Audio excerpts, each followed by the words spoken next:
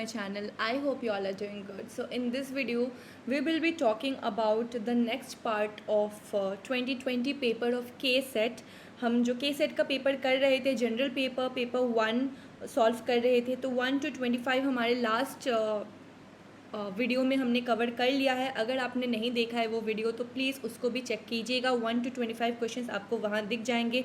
इस वाले वीडियो में हम लोग 26 to 250 तक क्वेश्चंस करेंगे, यानी कि नेक्स्ट 25 क्वेश्चंस आज हम इस वाले वीडियो में देखेंगे. बट वीडियो स्टार्ट करने से पहले I will like to request you all to please subscribe this channel और लाइक कर दीजिएगा इस वीडियो को. साथ ही साथ शेयर भी कीजिएगा अपने फ्रेंड्स के साथ. और साथ ही साथ मेरा जो टेलीग्राम का चैनल है एंड अनअकैडमी प्रोफाइल लिंक है, उनको भी ज्वाइन करना मत भूलिएगा. वहाँ पे नए नए वीडियोस आपके लिए आते रहेंगे. नए सेशंस, लाइव सेशंस आपके अनअकैडमी पे अभी भी चल रही है, प्लस पे एंड स्पेशल पे दोनों पे, तो उनको भी पक्का से ज्वाइन कीजिएगा. ठीक है. अगर आपको प्लस पे सब्सक्रिप्शन चाहिए अनअकैडमी का तो आप मेरा रेफरल कोड दत्ता10 इसको यूज़ कर सकते हो. DUTTA 10 इसको यूज़ करके आप अपना प्लस सब्सक्रिप्शन ले सकते हो. ठीक है.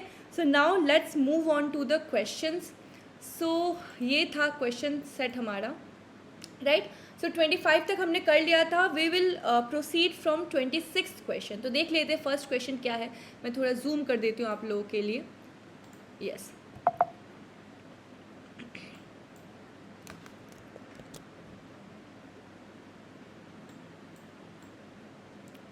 So first question is, which one of the following is important when the teacher communicates with student? इनमें से कौन सा एक टीचर के कम्युनिकेशन में होना चाहिए? सो एक टीचर हमेशा इम्पैथेटिक होना चाहिए. ठीक है. उसमें इम्पैथी होनी चाहिए. सिंपैथी, अपैथी, एनोमिसिटी, ये सारी चीज़ें का कोई मतलब नहीं है. एक टीचर को इम्पैथेटिक होनी चाहिए. चलिए 27th क्वेश्चन की तरफ चलते हैं. यहाँ पे पूछा गया है which is the most efficient method of teaching. इन चारों में से एफिशिएंट मेथड ऑफ टीचिंग क्या होगा? तो हमें पता है कि हमेशा हमारा जो कंटेंट होगा, हमारा जो भी पूरा अप्रोच होगा वो स्टूडेंट सेंट्रिक होना चाहिए, राइट. सो 27 का सीधा सीधा ऑप्शन नंबर सी हो जाना चाहिए. नेक्स्ट पे चलते हैं. 28th क्वेश्चन है which one among the following is not a teaching skill. इनमें से कौन सा टीचिंग स्किल नहीं होगा? So option number D, dictating notes, ये कोई टीचिंग स्किल नहीं है. ब्लैक बोर्ड राइटिंग हो गया, क्वेश्चनिंग हो गया, एक्सप्लेनिंग, ये सारे के सारे स्किल के अंतर्गत आ जाता है. बट डिक्टेटिंग नोट्स, बस आप नोट पढ़ के सुना रहे हो, this will not come under teaching skill. Okay. So 29th पे चलते हैं. नेक्स्ट क्वेश्चन है, बोल रहे हैं यहाँ पे the most appropriate purpose of learning. Most appropriate purpose of learning इनमें से कौन सा हो जाएगा? तो हमें पता है कि हमेशा लर्निंग जो होगी ना, मॉडिफिकेशन ऑफ बिहेवियर के लिए काम करता है, right. So modification of behaviour यहाँ पे सही ऑप्शन हो जाना चाहिए. आगे बढ़ते हैं. 30th क्वेश्चन की तरफ चलते हैं. A teacher is asked to be fluent in asking questions if he can ask what type of question? सिर्फ और सिर्फ meaningful question, as many questions as possible, maximum number of questions in fix time, या फिर many meaningful questions in a fix time. तो इसका सही option guys 30 का D हो जाएगा. That is many meaningful question in a fix time. यहाँ पे बोला है कि टीचर को फ्लुएंट होना है. ठीक है. फ्लुएंसी की जब भी बात आती है तो वो टाइम से रिलेटेड हो जाती है. ठीक है. याद रखिएगा इस चीज़ को. तो यहाँ पे सही ऑप्शन आपका ऑप्शन नंबर डी होना चाहिए. Many meaningful questions in a fix time, ये सबसे बढ़िया यहाँ पे ऑप्शन होगा. ठीक है. सो चलिए देख लेते हैं अभी. नेक्स्ट क्वेश्चन है ना गाइस, ये एक ना पूरा पैसेज है. ओके. 31 क्वेश्चन नंबर 31 to 35 जो है वो आपका पैसेज है एक. सो मैं काम करूँगी, मैं अपने टेलीग्राम पे I will share this paper. तो आप सब ना वहाँ से इस पेपर को डाउनलोड कर लेना और फिर आप इसको सॉल्व कीजिएगा. ठीक है. ये पूरा जो है इसको आप वहाँ से सॉल्व कर लीजिएगा, आपको ज़्यादा ईजी रहेगा, राइट. बहुत लंबा सा आपका एक पैसेज है. सो 31 to 35 क्वेश्चन तक है. ओके. सो चलिए नेक्स्ट हम चलते हैं 36th क्वेश्चन पे. तो 36th क्वेश्चन देख लेते हैं. चलिए थोड़ा सा जूम आउट कर देती हूँ आप लोगों के लिए, जूम इन कर देते हैं. सो या 36th क्वेश्चन बता रहा है A does 4/5 of a work in 20 days. A जो है उसको 4/5 ऑफ एक वर्क को कंप्लीट करने में 20 दिन लगते हैं और फिर वो अपने दोस्त बी को बुला लेता है ताकि जो बचा हुआ काम है, रिमेनिंग वर्क जो है वो 3 दिन में पूरा कर सके. तो यहाँ पे बी अकेले को कितना दिन लग जाएगा काम को पूरा करने में? ठीक है. तो इसका आंसर कुछ ऐसा हो जाएगा, देख लीजिए. कुछ ऐसा आपका यहाँ पे हो जाएगा, थोड़ा मैं जूम आउट कर देती हूँ, जूम इन कर देती हूँ। सो 80% ऑफ वर्क यानी कि 4/5 ऑफ द वर्क, राइट। तो 4/5 ऑफ द वर्क करने में उसको 20 दिन लग गए, और ए को अकेला पूरा काम करने में कितना दिन लगेगा? 25। कैसे आया 25? 4/5 इंटू 50, ठीक है। नीचे अगर 50 से आप उसको फिर से डिवाइड करोगे तो आपका 25 डेज आ जाएगा। अब रिमेनिंग वर्क कितना हुआ? 1 माइनस 4/5 यानी कि 1/5 काम बचा हुआ होगा। तो ये 1/5 काम जो है वो दोनों मिलके 3 दिन में पूरा करना चाहते हैं, ठीक है। तो पूरा कितना दिन हो गया? 15 डेज। होल वर्क कितना कर सकते थे? तो दोनों मिलके होल कंप्लीट वर्क कितने दिन में कर सकते थे? 15 डेज में कर सकते थे, ठीक है।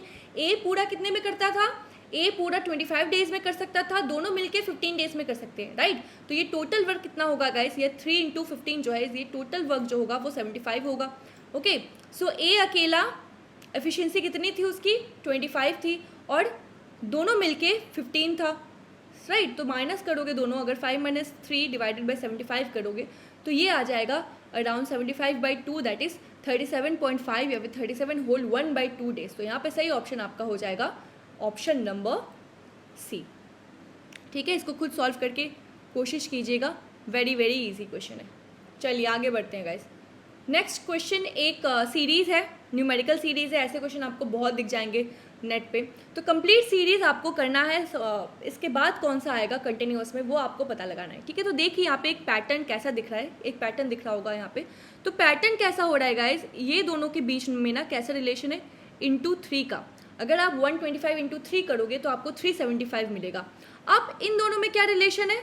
इन दोनों में +2 का रिलेशन है, इन दोनों में आपके +2 का रिलेशन है, ठीक है। अब फिर इन दोनों को आप इंटू 3 करो, 377 इंटू 3 करो, आपको 1131 मिलेगा। और फिर इन दोनों को इंटू +2 करोगे, 1131 +2 अगर आप करोगे तो आपको 1133 मिल जाएगा, ठीक है। तो यानी कि नेक्स्ट आपका क्या होगा? नेक्स्ट रिलेशन आपका इंटू 3 होगा। तो 1133 इंटू 3 अगर करो आप तो आपका आंसर 3399 आ जाएगा। क्लियर है?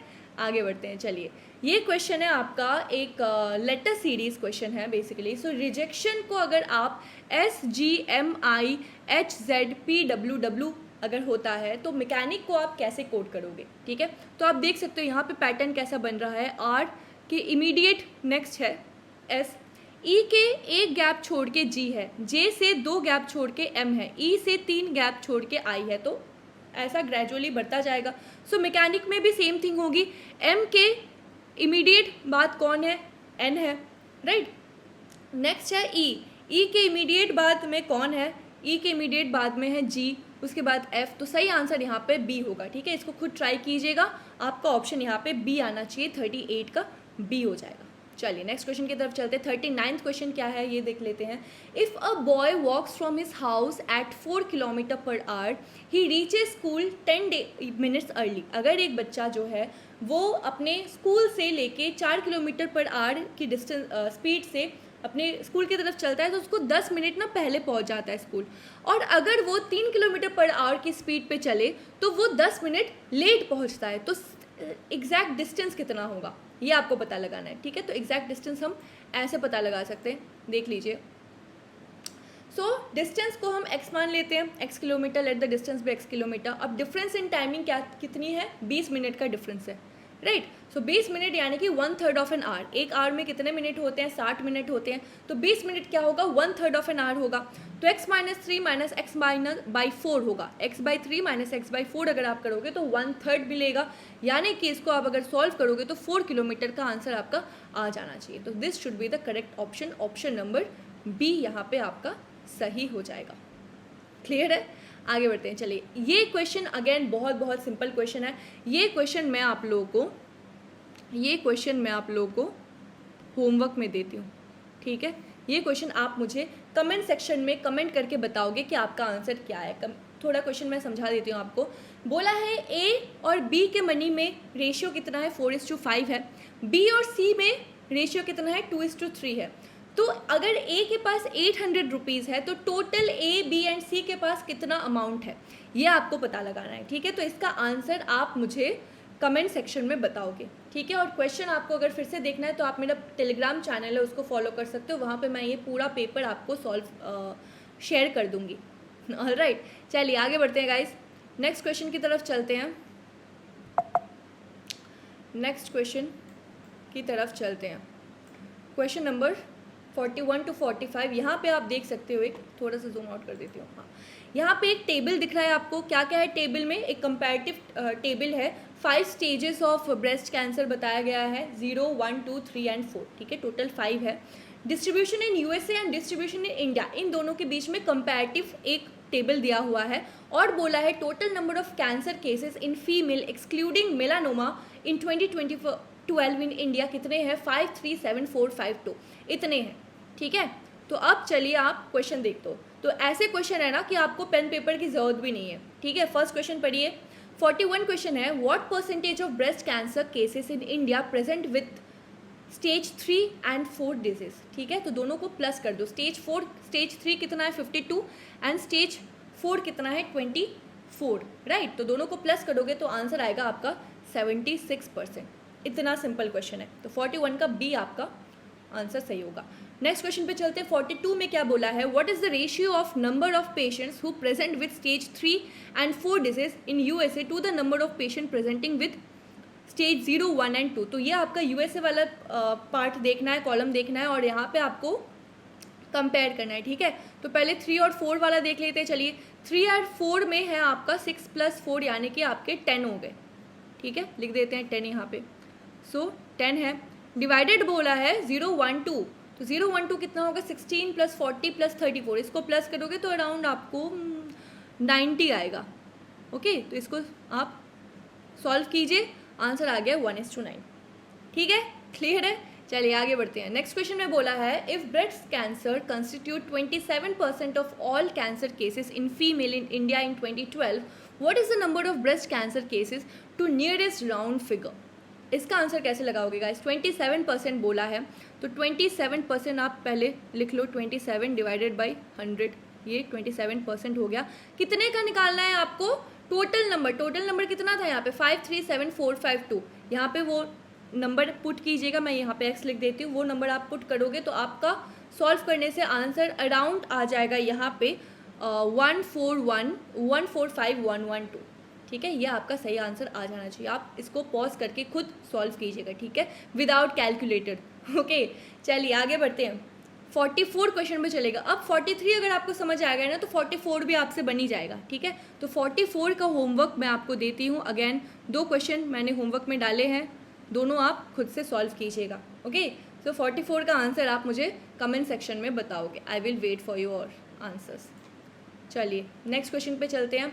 45th क्वेश्चन क्या बोला है? What is the ratio of number of patient who present with stage 0, 1 and 2 disease in India to the number of patient presenting with stage 3 and 4। तो अगेन एक रेशियो वाला concept question है। तो यहाँ पे बोला है 0, 1, 2। तो 0, 1, 2 में देख सकते हो 0 + 1 + 3 यानी कि आपके 24 हो गया। सो 24 को अगर आप डिवाइड करोगे किससे? 3 एंड 4 से, यानी कि 52 + 24 मतलब 76। अगर इन दोनों को आप सॉल्व करोगे ना तो अराउंड आपका आंसर यहाँ पे आना चाहिए 0.315 ऐसा कुछ आएगा, ठीक है। तो सी ऑप्शन यहाँ पे आपका सही हो जाएगा। चलिए आगे बढ़ते हैं। What is the nodal agency of UNEP? ये आपको पता लगाना है कि UNEP का नोडल एजेंसी किसको कहा जाता है। तो UNEP का फुल फॉर्म क्या होता है गाइस?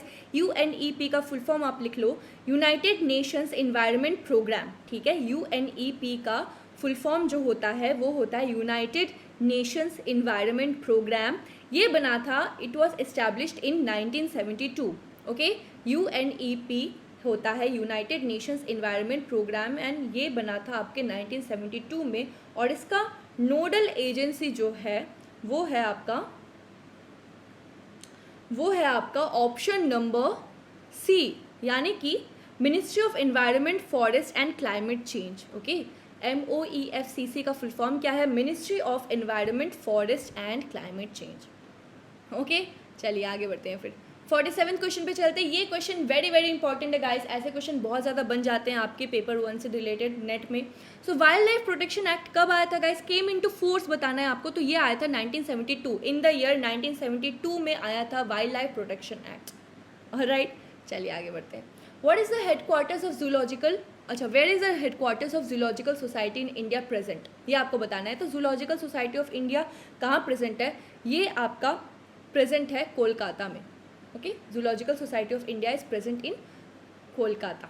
चलिए आगे बढ़ते हैं। 49th क्वेश्चन देखते हैं। The national disaster management authority, ये it functions under the union ministry of which of the following, क्या इन्वायरमेंट है, क्या वाटर रिसोर्स है, क्या होम अफेयर्स है, या फिर डिफेंस है। तो इसका सही आंसर गाइज होम अफेयर्स हो जाएगा। 49 का C should be the correct answer here. National disaster management authority किसके अंडर आती है, तो होम अफेयर्स के अंडर आती है, ये चीज़ याद रखिएगा। ओके, आगे बढ़ते हैं। चलिए 50 का आंसर लगाते हैं। आज का लास्ट क्वेश्चन है, which state has the maximum mangrove vegetation in India, ये आपको बताना है। तो मैक्सिमम कहाँ पे है, ये पाया जाता है West Bengal, in the state of West Bengal, ये याद रखिएगा, ठीक है। सो 25 टोटल क्वेश्चंस आज हमने देखे, कैसे क्वेश्चंस है। इसको अगर आपको चाहिए तो please follow me on my Telegram channel, वहाँ पे आपको मेरे एग्ज़ाम से रिलेटेड नोट्स भी मैंने आपको प्रोवाइड कर रखे हैं। प्रीवियस ईयर के क्वेश्चन भी मिल जाएगा आपको, सिलेबस भी मिल जाएगा डाउनलोड करने के लिए। साथ ही साथ अनअकैडमी पे मुझे फॉलो करना मत भूलिएगा, वहाँ पे मेरे स्पेशल प्लस क्लासेस भी होते हैं, तो उनको भी देखना मत भूलिएगा। And if you want to take subscription of Unacademy plus, तो आप उसमें मेरा जो रेफरल कोड है दत्ता 10, इसको आप यूज़ कर सकते हो, ठीक है। दत्ता 10 यूज़ कर सकते हो, आपको 10% का डिस्काउंट मिल जाएगा। ग्रेट। सो गाइज, अगर यहाँ से कुछ भी आपको हेल्पफुल लगा इस वीडियो से, इस क्वेश्चन से, तो प्लीज़ लाइक कर दीजिएगा इस वीडियो को और सपोर्ट कीजिएगा इस चैनल को सब्सक्राइब करके। साथ ही साथ कमेंट में तो आंसर सभी दीजिएगा याद से। ओके, सो चलिए, I will meet you in my next video. बहुत ही जल्द आएगा, ऐसे क्वेश्चंस और भी आपको देखने को मिलेंगे, सॉल्व करने को मिलेंगे, साथ में सॉल्व करेंगे, ठीक है। कोई भी अगर डाउट हो यहाँ से तो प्लीज़ कमेंट सेक्शन में मुझसे पूछ सकते हो, I will try to help you all. Okay, साथ ही साथ टेलीग्राम चैनल और अनअकैडमी पे फॉलो करना मत भूलना, आपको सारे डिटेल्स वहाँ पे साथ में साथ मिल जाएंगे। राइट, चलिए फिर आज के लिए यहीं तक रखते हैं। Take care everyone, see you soon.